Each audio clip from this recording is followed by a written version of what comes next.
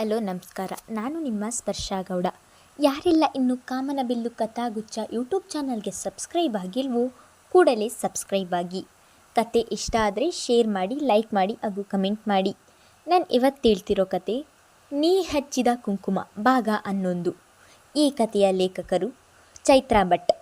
ಮನೆಯವರೆಲ್ಲ ಮಂಕಾಗಿ ಕುಳಿತಿರಲು ಪುಲಕೇಶಿ ಬಂದ. ನಿತ್ಯವೂ ಸಂಜೆ ಆಫೀಸ್ ಮುಗಿಸಿ ಬರುವ ಈ ದಿನ ಅರ್ಧ ದಿನ ರಜೆ ತೆಗೆದುಕೊಂಡು ಬಂದಿದ್ದ. ಜೊತೆಗೆ ಒಂದು ಸಂತೋಷದ ಸುದ್ದಿಯ ಹೊತ್ತು ತಂದಿದ್ದ. ಅದೇ ಸಮಯಕ್ಕೆ ಪರಶುರ ಕೂಡ ಕಾಲೇಜು ಮುಗಿಸಿ ಬಂದ. ಮನೆಯ ಬಿಸಿ ಅರಿವಿರದ ಆರ್ಯ ಮಾತ್ರ ತನ್ನ ಪಾಡಿಗೆ ಬ್ಲಾಕಲ್ಲಿ ಮನೆ ಕಟ್ಟುತ್ತಿದ್ದ. ಅವನ ಜೊತೆ ತಾರಿಣಿ ಇದ್ದಳು.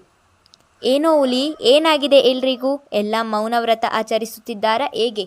ಮನೆಗೆ ಬಂದ ಕೂಡಲೇ ಆತಿಥ್ಯ ಮಾಡುವ ತಾಯಿ ಕೂಡ ಮಂಕು ಕವಿದು ಕುಳಿತಿದ್ದನ್ನು ನೋಡಿ ಕೇಳಿದ್ದ. ಗೊತ್ತಿಲ್ಲ ಅಣ್ಣ ಎಂದವನ ದೃಷ್ಟಿ ಈಗ ತಾರಿಣಿಯತ್ತ. ಆರ್ಯನ ಜೊತೆ ಮಗುವಂತೆ ಆಟ ಆಡುತ್ತಿದ್ದಾಳೆ, ಅಲ್ಲಲ್ಲ ನೋಡಿಕೊಳ್ಳುತ್ತಿದ್ದಾಳೆ. ಏಯ್ ಕುಳ್ಳಿ! ಪುಲಕೇಶಿಯ ಜೋರು ಧ್ವನಿಗೆ ಬೆಚ್ಚಿ ತಿರುಗಿ ನೋಡಿದಳು. ಮರುಕ್ಷಣ ತಲೆ ತಗ್ಗಿಸಿದಳು. ಏಯ್, ನೀನು ಹುಲಿ ಅಂತ ಗೊತ್ತು, ಆದರೆ ಅವಳನ್ನ ಎದುರಿಸ್ಬೇಡುವ ಮಾರಾಯ ಎನ್ನುತ್ತಾ ಕಣ್ಸನ್ನೆಯಲ್ಲೇ ಮನೆಯವರತ್ತ ನೋಡಿ ಏನು ಎಂದು ಕೇಳಿದ. ಗೊತ್ತಿಲ್ಲ, ನಾನು ಈಗ ತಾನೇ ಬಂದೆ. ಆ ಕುಳ್ಳಿನ ಕೇಳು ಎಂದು ಭುಜ ಆರಿಸಿದ ಹುಲಿ. ತಮ್ಮನ ಒಮ್ಮೆ ದೀರ್ಘವಾಗಿ ನೋಡಿ ತಾಯಿಯ ಪಕ್ಕ ಕುಳಿತುಕೊಳ್ಳುತ್ತಾ, ಅಮ್ಮ ಏನಾಯಿತು? ಎಲ್ಲ ಮಂಕಾಗಿದ್ದೀರಾ? ಊಟ ಹಾಕು ಎಂದ. ಅಡುಗೆ ಮಾಡಿಲ್ಲ, ನಾವ್ಯಾರೂ ಊಟ ಮಾಡಿಲ್ಲ ಎಂದರು ಸರಿತಾ. ಅವರ ಮನೆಯಲ್ಲಿ ಹಾಗೆಯೇ ಮುನಿಸು ಬೇಸರ ಬಂದರೆ ಅಡುಗೆ ಮನೆಗೆ ಬೀಗ ಹಾಕುತ್ತಾರೆ. ಅಂದು ಅವರವರಿಗೆ ಬೇಕಾದ ಅಡುಗೆಯನ್ನು ಅವರೇ ಮಾಡಿಕೊಂಡು ತಿನ್ನಬೇಕು. ಕೆಲವೊಮ್ಮೆ ಹೆಂಡತಿಯರ ಮೇಲಿನ ಪ್ರೀತಿಗೆ ಗಂಡಸರೇ ಅಡಿಗೆ ಮಾಡಲು ನಿಂತು ಬಿಡುವುದು ಇದೆ. ಹೌದಾ? ಅಂಥದ್ದು ಏನಾಯಿತು? ಅಜ್ಜ, ಅಜ್ಜಿ, ಅಪ್ಪ ಹೇಳಿ ಎಂದ ಗಾಬರಿಯಲ್ಲಿ. ಅಮ್ಮ, ನಾನೊಂದು ಗುಡ್ ನ್ಯೂಸ್ ಜೊತೆ ಬಂದಿದ್ದೀನಿ. ನೀವು ನೋಡಿದರೆ ಮನೆಯಲ್ಲಿ ಅಡಿಗೆನೂ ಮಾಡದೆ ಕುಳಿತುಕೊಳ್ಳುವಂಥದ್ದು ಏನಾಯ್ತೀಗ?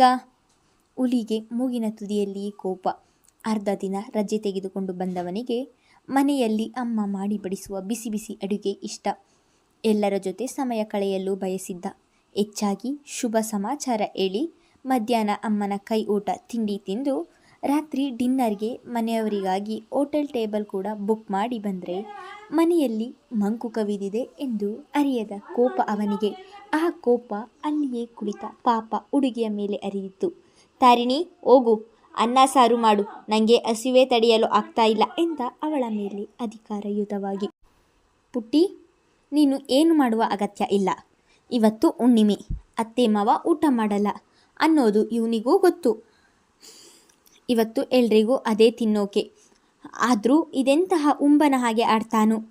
ಅಣ್ಣನಿಗಿರುವುದರಲ್ಲಿ ಅರ್ಧ ಪಾಲು ತಾಳ್ಮೆ ಕೂಡ ಇಲ್ಲ ನಿಂಗೆ. ಹೋಗು, ಅಡಿಗೆ ಮನೆಯಲ್ಲಿ ಇಡ್ಲಿ ಸಾಂಬಾರ್ ಚಟ್ನಿ ಇದೆ, ನೀನು ಅಣ್ಣ ಇಬ್ಬರು ಬಡಿಸಿಕೊಂಡು ತಿನ್ನಿ ಎಂದರು ಸರಿತಾ ಕಿರಿಮಗನ ಕಡೆ ಕೆಂಗಣ್ಣು ಬೀರಿ. ಏನಾಯಿತು ಅಮ್ಮ? ವಾತಾವರಣ ತುಂಬ ಬಿಸಿ ಏರಿದೆ, ತುಂಬ ಸೆಕೆ. ಫ್ಯಾನ್ ಸ್ವಿಚ್ ಹಾಕ್ಲಾ? ಹುಲಿ ತಕ್ಷಣ ಕೋಪ ಮರೆತು ತಮಾಷೆಯಾಗೆಂದರೆ ಪರಾಶರ ಅವನನ್ನು ನೋಡಿ ಸುಮ್ಮನಿರುವಂತೆ ಸನ್ನೆ ಮಾಡಿದ. ಅಮ್ಮ, ಏನಾಗಿದೆ ಎಲ್ರಿಗೂ? ಏನಾದರೂ ಸಮಸ್ಯೆನಾ? ಯಾರೂ ಎಂದಿನಂತಿಲ್ಲ ಎಂದ. ಸಮಸ್ಯೆನೇ ಕಣೋ ಮಗು, ಅರುಂಧತಿ ಬರ್ತಾಳಂತೆ ಮುಂದಿನ ವಾರ ಎಂದು ನಿತ್ಯಾನಂದರು ಹೇಳಿದ್ದರು. ಅವರ ಧ್ವನಿಯಲ್ಲಿ ಮಗಳು ಬರುವ ಖುಷಿ ಇರದೆ ಕೇವಲ ನೋವಿತ್ತು. ಅರುಂಧತಿ ಕೊಟ್ಟ ನೋವು ಅವರಿಂದ ಮಗಳ ಮೇಲಿನ ಮಮತೆ ಕಸಿದುಕೊಂಡಿತ್ತು. ಹ್ಞೂ ಕಣೋ, ಅವಳು ನನ್ನ ಹೊಟ್ಟೆಯಲ್ಲಿ ಹುಟ್ಟಲೇಬಾರ್ದಿತ್ತು. ಈ ಮನೆಗೆ ಶಾಪ ಅವಳು. ನಮ್ಮೆಲ್ರಿಗಿಂತ ದೂರ ಇರಲಿ ಅಂತ ಅಷ್ಟು ದೂರ ಕಳಿಸಿಕೊಟ್ರೆ ಈಗ ಮತ್ತೆ ಬರ್ತಾಳಂತೆ. ಅವಳು ಇಲ್ಲಿ ಬಂದರೆ ಎಲ್ರಿಗೂ ಬೇಜಾರು. ಹಾಗಂತ ಅವಳನ್ನು ಅವಳ ಪಾಡಿಗೆ ಬಿಟ್ಟರೆ ಅದು ಕೂಡ ಸಮಸ್ಯೆಯೇ. ಇವಳೊಬ್ಬಳು ಈ ಮನೆಯಲ್ಲಿ ಹುಟ್ಟಿ ನಮ್ಮ ನೆಮ್ಮದಿ ಕೆಡಿಸಿಬಿಟ್ಲು. ವಿಶಾಲಾಕ್ಷಿ ಕೂಡ ನೊಂದು ಹೇಳಿದರೆ ಅಣ್ಣ ತಮ್ಮ ಇಬ್ಬರು ಮುಖ ಮುಖ ನೋಡಿಕೊಂಡರು. ಅತ್ತೆ ಮಾತ್ರ ಬರ್ತಾರಾ ಅಥವಾ ಆ ಲಂಕಿಣಿನೂ ಬರ್ತಾಳಾ ಎಂದ ಹುಲಿ ಅಣ್ಣನ ಕಡೆ ಕಿರು ನೋಟ ಬೀರಿ. ನೇಸರ ಪರಾಶರನ ಮೈ ಮೇಲೆ ಬಿದ್ದು ಮಾತನಾಡುವುದು ಚೆನ್ನಾಗಿ ಗೊತ್ತವನಿಗೆ. ಸುಮ್ಮನಿರು, ಹಾಗೆಲ್ಲ ಹೇಳ್ಬೇಡ. ಪರಾಶರ ಗದರಿ. ನೋಡಿ, ಏನೂ ಮಾಡೋಕ್ಕಾಗಲ್ಲ. ಅತ್ತೆ ಈ ಮನೆ ಮಗಳು, ಹೆಚ್ಚಾಗಿ ಅವರಿಗೆ ಯಾರೂ ಇಲ್ಲ, ಇರೋದು ನಾವು ಮಾತ್ರ. ಅಂದಮೇಲೆ ಅವರಿಗೆ ಆಸರೆ ಆಗೋದು ನಮ್ಮ ಕರ್ತವ್ಯ ತಾನೇ. ಅಷ್ಟಕ್ಕೂ ಈ ಬಾರಿ ಅವರು ಜಾಸ್ತಿ ದಿನ ಇರಲಿಲ್ಲ, ನೋಡ್ತಾ ಇರಿ. ಯಾಕಂದರೆ ನೇಸರ ಅಲ್ಲಿ ಓದಿ ಇಲ್ಲಿ ಬಂದು ಕೆಲಸ ಮಾಡೋಕ್ಕೆ ಒಪ್ಪಲ್ಲ ಎಂದವನ ಮಾತುಗಳು ತಾಳ್ಮೆಯ ಪ್ರತಿರೂಪ. ಒಂದು ವೇಳೆ ಇಲ್ಲೇ ಇರ್ತೀನಿ ಅಂದರೆ ಚಿಂತೆಯಿಂದ ಕೇಳಿದರು ವಿಶಾಲಾಕ್ಷಿ. ಅಜ್ಜಿ, ಬರ್ತಾ ಇರೋದು ನಿಮ್ಮ ಮಗಳು ಹಾಗೂ ಮೊಮ್ಮಗಳು. ಇಲ್ಲೇ ಇರ್ತೀನಿ ಅಂದಾಗ ಯೋಚನೆ ಮಾಡೋಣ. ಅಷ್ಟಕ್ಕೂ ಈಗ ಅತ್ತೆ ಬದಲಾಗಿರಬಹುದಲ್ವಾ? ಅವರು ಬರ್ತಾರೆ ಅಂತ ಹೀಗೆ ತಲೆ ಮೇಲೆ ಕೈ ಹೊತ್ಕೊಂಡು ಕೂತ್ರೆ ಹೇಗೆ? ಬರಬೇಡಿ ಎಂದು ಹೇಳಲಾಗದು. ನೇಸರಳ ಜವಾಬ್ದಾರಿಯೂ ನಮ್ಮದೇ ತಾನೇ.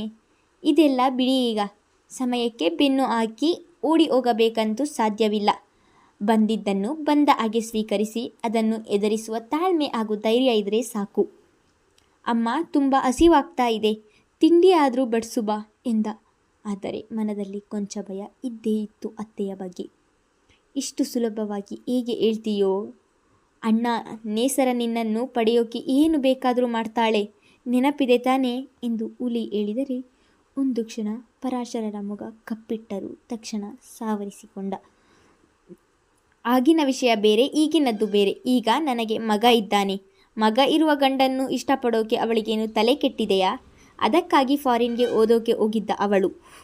ಪ್ಲೀಸ್, ಈ ವಿಚಾರ ಇಲ್ಲೇ ಬಿಟ್ಬಿಡಿ. ಅವರು ಬರ್ತಾರೆ ಅಂತ ಊಟ ತಿಂಡಿ ಬಿಟ್ಟು ಕೂತ್ಕೊಳ್ಳೋಕ್ಕಾಗುತ್ತಾ ಎಂದು ಅಡಿಗೆ ಮನೆಗೆ ಹೋಗಿ ತಾನೇ ತಟ್ಟೆ ಇಟ್ಟ. ಅದನ್ನು ನೋಡಿದ ತಾರಿಣಿ ಬಂದು ಬಡಿಸಲು ನಿಂತರೆ ಹುಲಿಯು ಅಲ್ಲಿಗೆ ಹೋದ. ಅವಳು ಸಾಂಬಾರ್ ಬಿಸಿಗೆ ಇಟ್ಟರೆ ತಾನು ಬೇಕೆಂದೇ ಅವಳ ಪಕ್ಕ ನಿಂತು ಸೌಟಲ್ಲಿ ಸಾಂಬಾರ್ ಎತ್ತೆತ್ತಿ ನೋಡಿದ. ಎಷ್ಟು ಸಾರಿ ನೋಡಿದರೂ ಅಷ್ಟೇ ಬಾ ಎಂದು ಪರಾಶರ ಗದರಿದರೆ ತಾರಿಣಿ ಒಮ್ಮೆ ಹುಲಿಯನ್ನು ನೋಡಿ ಮತ್ತೆ ತಲೆ ತಗ್ಗಿಸಿದಳು. ಹುಲಿ ಕಂಡ್ರೆ ಭಯಾನ ಎಂದು ಅವಳ ಕಿವಿಯಲ್ಲಿ ಪಿಸುಗುಟ್ಟಿ ಅಣ್ಣನ ಪಕ್ಕ ಹೋಗಿ ಕುಳಿತರೆ ಸರಿತಾ ಕೂಡ ಬಡಿಸಲು ಬಂದಳು. ಅಮ್ಮ, ನೀನು ಹೋಗಿ, ಇವಳು ಇದ್ದಾಳಲ್ಲ ಎಂದು ಅವಳನ್ನೇ ನೋಡಿದರೆ ಅವಳು ಅವನ ಕಣ್ತಪ್ಪಿಸಿದಳು. ಪಾಪದ ಮಗುವನ್ನು ಕಾಡಿಸಬೇಡ ಹುಲಿ. ಇವತ್ತು ತಾನೇ ಜ್ವರ ಬಿಟ್ಟಿದೆ ಇವಳಿಗೆ, ಸುಧಾರಿಸಿಕೊಳ್ಳಲಿ. ಪುಟ್ಟಿ, ನೀನು ಹೋಗಮ್ಮ, ಕೂತ್ಕೋ ಎಂದು ಅಕ್ಕರೆ ತೋರಿದರು. ಪರವಾಗಿಲ್ಲ ಅತ್ತೆ ಎಂದು ತಾನೇ ಬಡಿಸಲು ನಿಂತಳು. ಹುಲಿ ಕಣ್ಣಲ್ಲಿಯೇ ಗದರಿದ್ದಾನಲ್ಲ, ಅವನ ಭಯಕ್ಕಾದರೂ ಅವಳು ಅಲ್ಲಿರಲೇಬೇಕು. ಮಗು, ನೀನು ಎಷ್ಟು ಸಮಾಧಾನ ಮಾಡಿದರೂ ಯಾಕೋ ಮನಸ್ಸು ಕೇಳ್ತಾ ಇಲ್ಲ ಕಣೋ. ತುಂಬ ಭಯ ಆಗ್ತಾ ಇದೆ. ಅವಳ ಅಸ್ತಿತ್ವ ಸ್ಥಾಪಿಸಿಕೊಳ್ಳಲು ಏನು ಬೇಕಾದರೂ ಮಾಡ್ತಾಳೆ, ಯಾರಿಗೆ ಬೇಕಾದರೂ ನೋವು ಕೊಡ್ತಾಳೆ. ಮಹಾ ಸ್ವಾರ್ಥಿ ಅವಳು ಎಂದರು. ಇದೇ ಅರುಂಧತಿ ಸರಿತಾ ಮದುವೆಯಾಗಿ ಆ ಮನೆಗೆ ಬಂದ ಹೊಸತರಲ್ಲಿ ಕೊಟ್ಟ ಕಾಟ ಅಷ್ಟಿಷ್ಟಲ್ಲ. ಆಗ ಅವಳು ನೇಸರಳ ಬಸುರಿ. ಅದನ್ನೇ ನೆಪ ಮಾಡಿಟ್ಟುಕೊಂಡು ಅವಳ ಕೈಯಲ್ಲಿ ಎಲ್ಲ ಕೆಲಸ ಮಾಡಿಸುತ್ತಿದ್ದಳು. ಅರುಂಧತಿ ಬಟ್ಟೆ ತೊಳೆಯುವುದು, ಕೆಲವೊಮ್ಮೆ ಕಾಲು ನೋವು ಅಂದಾಗ ಕಾಲು ಒತ್ತಬೇಕಿತ್ತು. ಅವಳಿಗೆ ತೇರಾವಾರಿ ಅಡುಗೆ ಮಾಡಿ ಬಡಿಸುವುದು. ಅಡಿಗೆ ಮಾಡಿಟ್ಟ ಸರಿತಾಗೆ ಒಮ್ಮೊಮ್ಮೆ ಅರ್ಧ ಹೊಟ್ಟೆ ಆಗಿರುತ್ತಿತ್ತು. ಅರುಂಧತಿ ಬಾಯಿಗೆ ಎದರಿ ಎಲ್ಲರೂ ಸುಮ್ಮನೆ ಇದ್ದರು.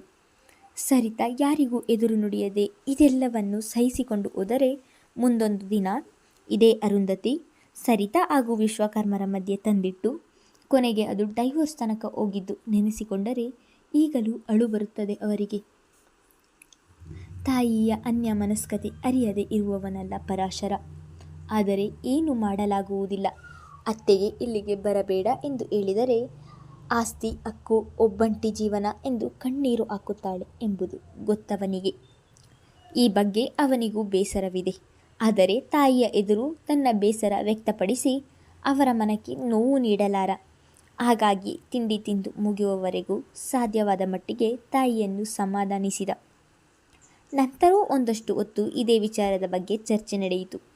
ಎಲ್ಲ ಮಾತುಕತೆ ಮುಗಿದು ಎಲ್ಲರೂ ತುಸು ಸಮಾಧಾನಗೊಂಡ ಮೇಲೆ ವಿಷಯ ಬಂದು ನಿಂತದ್ದು ಪರಾಶರನ ಮದುವೆಯ ಬಗ್ಗೆ. ಮಗು, ನಿನ್ನ ಮದುವೆ ಆಗಿದ್ರೆ ನಮಗೂ ಸಮಾಧಾನ ಆಗ್ತಿತ್ತು. ಆಗ ಎಷ್ಟು ಜನ ಅರುಂಧತಿ ಬಂದು ಎದುರು ನಿಂತರೂ ನಾವು ಕೇರ್ ಮಾಡ್ತಾ ಇರಲಿಲ್ಲ ಎಂದರು ವಿಶ್ವ. ಅಪ್ಪ, ಈಗ ಆ ವಿಚಾರ ಬೇಡ. ಹುಲಿ ಏನೋ ಗುಡ್ ನ್ಯೂಸ್ ಅಂದಿದ್ದ, ಅದೇನು ಕೇಳಿ ಎಂದು ಮಾತು ಮರೆಸಿದ. ಏಳು ಮಗ್ನೆ, ಈ ಬೇಸರದ ವಿಷಯದ ಮಧ್ಯೆ ನೀನು ಹೇಳುವ ಸಿಹಿ ಸುದ್ದಿ ಮನದ ಕಹಿಯನ್ನು ತೊಳೆದು ಹಾಕುವಂತಿರಲಿ ಎಂದರು.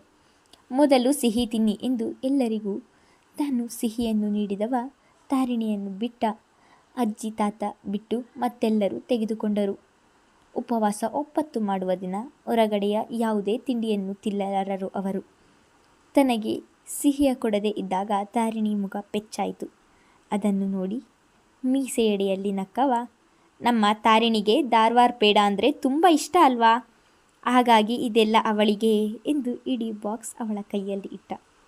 ಪುಟ್ಟ ಆರ್ಯ ಮಲಗಿದ್ದ. ಇಲ್ಲವಾದರೆ ಸ್ವೀಟ್ ವಿಷಯದಲ್ಲಿ ತಾರಿಣಿಗೆ ಕಾಂಪಿಟೇಷನ್ ಕೊಡಲು ಬರುತ್ತಿದ್ದ. ಎಲ್ರೂ ಕೇಳಿ, ಇವಳಿಗೆ ಕೆರಿಯರ್ ಬಿಲ್ಡ್ ಮಾಡಿಕೊಳ್ಳೋಕೆ ಒಂದೊಳ್ಳೆ ಅವಕಾಶ ಸಿಕ್ಕಿದೆ. ನಮ್ಮ ಕಂಪನಿ ಕಡೆಯಿಂದ ನನ್ನನ್ನು ಆಸ್ಟ್ರೇಲಿಯಾಗೆ ಕಳಿಸ್ತಾ ಇದ್ದಾರೆ 2 ವರ್ಷದ ಮಟ್ಟಿಗೆ. ಮುಂದೆ ನನಗೆ ಇಷ್ಟ ಆದರೆ ಅಲ್ಲಿಯೇ ಇರಬಹುದು ಎಂದ ಸಂಭ್ರಮದಿಂದ. ಆದರೆ ಈ ವಿಷಯ ಅವನಿಗೆ ಮಾತ್ರ ಖುಷಿ ಕೊಟ್ಟಿದ್ದು. ಮತ್ತೆಲ್ಲರ ಮುಖ ಹುಳ್ಳಗಾಗಿತ್ತು.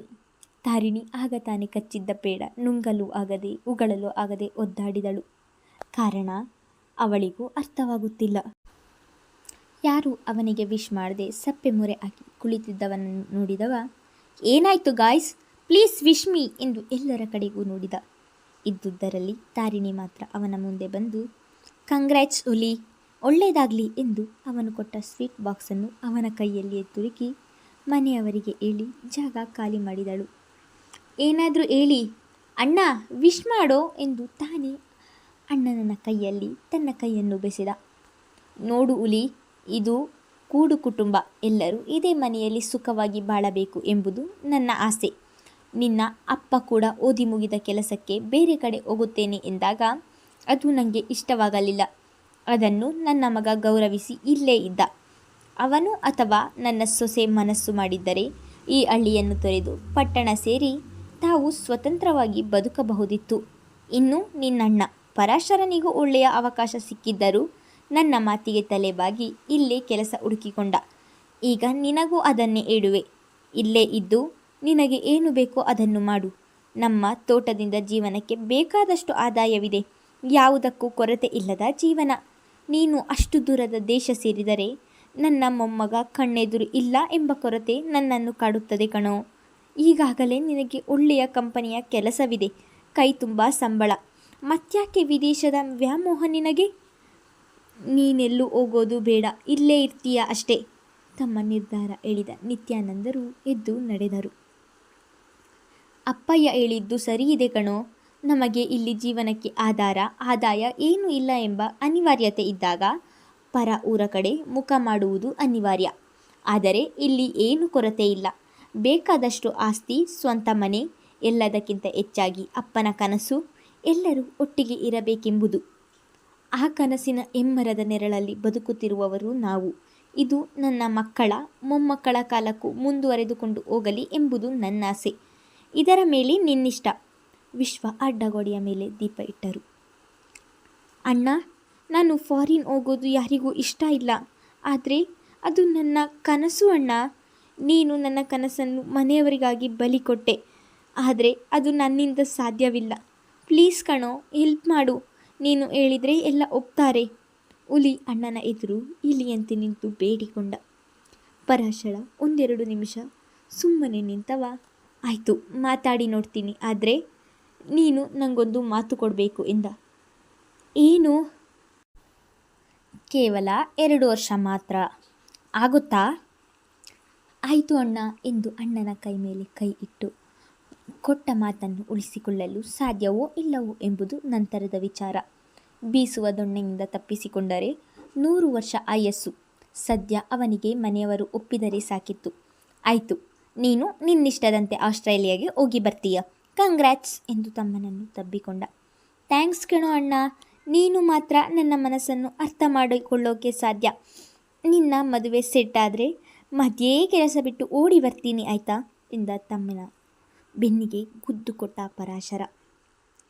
ಅಣ್ಣ ಎಂದು ಬೆನ್ನನ್ನು ತೀಡಿಕೊಂಡವನಿಗೆ ತಾರಿಣಿ ನೆನಪಾಗಿದ್ದಳು. ಅವಳು ಮುಖ ದುಮ್ಮಿಸಿಕೊಂಡು ಹೋಗಿದ್ದಾಳಲ್ಲ, ಅದನ್ನು ನೆನೆದು ಕಿರು ನಗು ಮೂಡಿತು. ಅವಳ ಎದುರು ಬಂದರೆ ಮನಕ್ಕೆ ಉಲ್ಲಾಸ, ಅವಳನ್ನು ಕಾಡಿಸಬೇಕು ಎಂಬ ತವಕ, ಅವಳು ತನ್ನನ್ನು ನೋಡಲಿ ಎಂಬ ಹಠ. ಈಗ ತಾನೇ ಕಾಲೇಜಿಗೆ ಹೋಗಲು ಶುರು ಮಾಡಿದ ತಾರಿಣಿಯ ಬಳಿ ಪ್ರೀತಿಯಿಂದ ಮಾತನಾಡಲಾರ ಹುಲಿ. ಅವನದ್ದು ಕೇವಲ ಒರಟು, ಆದರೆ ಅವಳ ಕಾಡುವುದು ತುಂಬ ಇಷ್ಟ. ಅವಳು ಅಷ್ಟೇ ಪರಾಶರನ ಜೊತೆ ಬೆರೆಯುವಷ್ಟು ಸುಲಭವಾಗಿ ಇವನ ಜೊತೆ ಬೆರೆಯಲಾರಳು. ಇವನ ಕಂಡರೆ ಅರಿಯದ ಭಯ ಅವಳಿಗೆ. ಇದು ಪ್ರೀತಿಯೋ ಆಕರ್ಷಣೆಯೋ? ಯೋಚನೆಗೆ ಬಿದ್ದ ಹುಲಿ. ಮುಂದುವರೆಯುವುದು. ಪುಲಕೇಶಿಯ ಮೇಲೆ ತಾರಿಣಿಗೆ ಪ್ರೀತಿ ಆಗಿದೆಯೋ ಇಲ್ಲವೋ ಎಂದು ಮುಂದಿನ ಸಂಚಿಕೆಯಲ್ಲಿ ತಿಳಿದುಕೊಳ್ಳೋಣ. ಧನ್ಯವಾದಗಳು.